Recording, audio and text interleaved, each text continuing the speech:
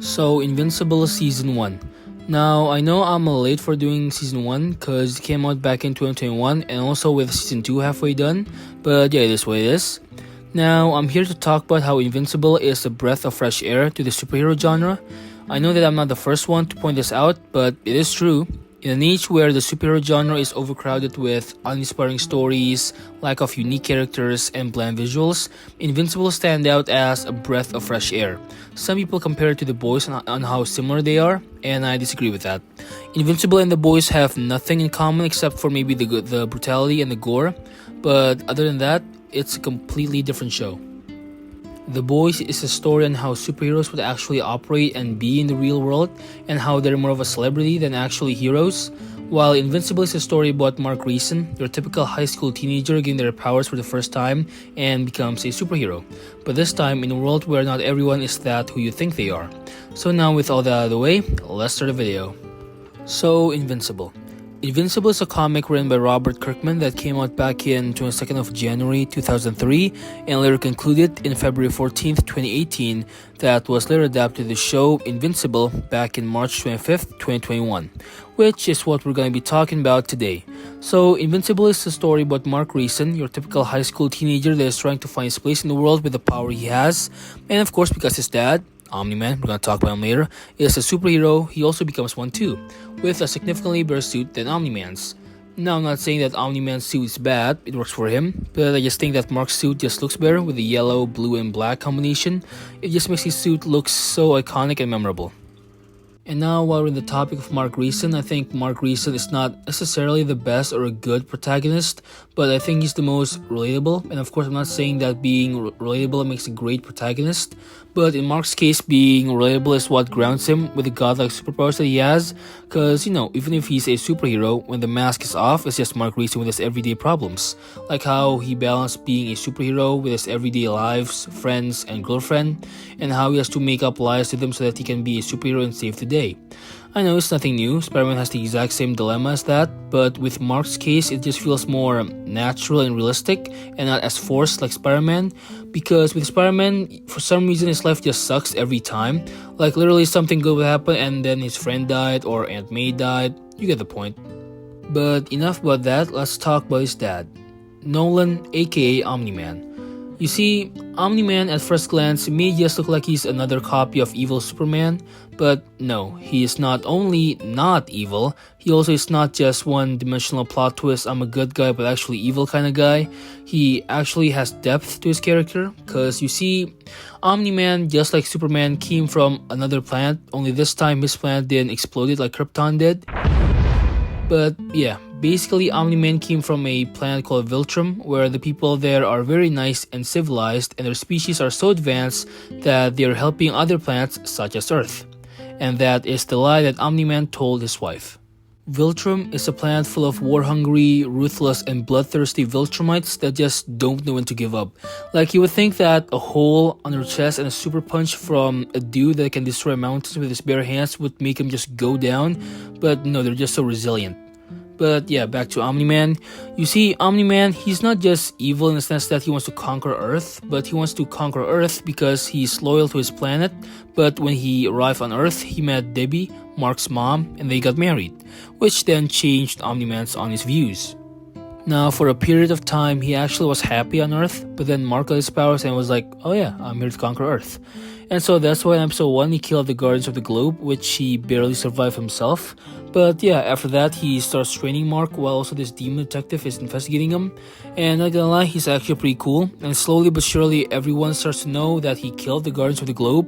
And so Cecil, sort of like the CIA guy of Invincible, sends his men to his house, which didn't end well obviously. And they tried everything from lasers, superpowered zombie cyborgs, to a whole kaiju, but none succeed. Now, like I said before, what makes Nolan such a compelling character is that he is not just a copy of evil Superman, but just a man from a planet of vicious and ruthless killers. While he wants to be loyal to his people, he has grown attached to Earth, especially his family, and so that creates a war inside of his mind on whether or not he should be loyal to his people or disobey them and be branded a traitor by them. And it only took beating up his own child and calling his wife a pet for him to realize that he loves his family and he is a father. And I also love that we don't just get a complete 180 of Omni-Man's personality. Like, one episode he's good, but then in the next one he's evil. Like, yeah, he killed the Guardians of the Globe at the end of the first episode, but the only one that knows is the audience, while the characters inside the show, they still think that Omni-Man is a hero.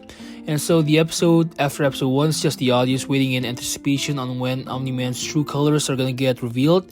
And of course, like I said, they don't just reveal it, they tease it to not only the audience but also the characters inside of Invincible. Not gonna lie, the show, even though each episodes are 40 minutes long, it flies by. I didn't even realize I was at the ending of season 1 until when I tried to watch another one and there wasn't any. I don't know if it's maybe because of there's only 8 episodes or what, but yeah, it just flies by. Now, the villains. Honestly, there aren't any clear main antagonists in season 1. You could say it's Omni-Man, but he just doesn't really feel like it. But there are some notable villains here, like the old bald guy that wears some earthquake bracelets. You got the 2 blue twins that kept arguing which one is the clone, which I gotta say probably my favorite character outside the main cast. Like, whenever they're around, it's either just gonna be arguing or yeah, just arguing, and that's just part of their charm. Oh yeah, and also some other notable mentions like this mafia guy that uses autotune to speak. Shut the hell up! I've got money! The rock guy, and also this guy with a laser for an arm.